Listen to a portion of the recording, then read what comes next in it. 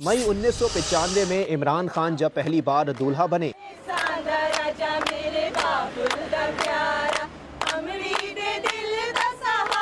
दुल्हन थी जमाइमा gold Smith, जिन्होंने शादी से पहले इस्लाम कबूल किया। इस शादी का शेहरा पूरी दुनिया में हुआ और चाहने वालों ने नेक ख्वाहिशात का इजहार किया। इमरान और जमाइमा के आंगन में सुलेमान और कासिम की विलादत भी हुई। 22 जून 2004 को इस जोड़े में तलाक हो गई, जिसके बाद सुलेमान और कासिम जमाइमा के पास ही रहे।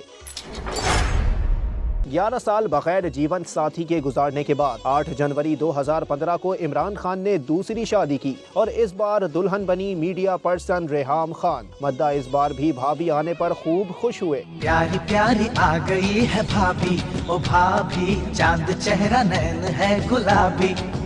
मगर ये शादी 1 साल भी ना चल सकी और 30 अक्टूबर 2015 को तलाक हो गई।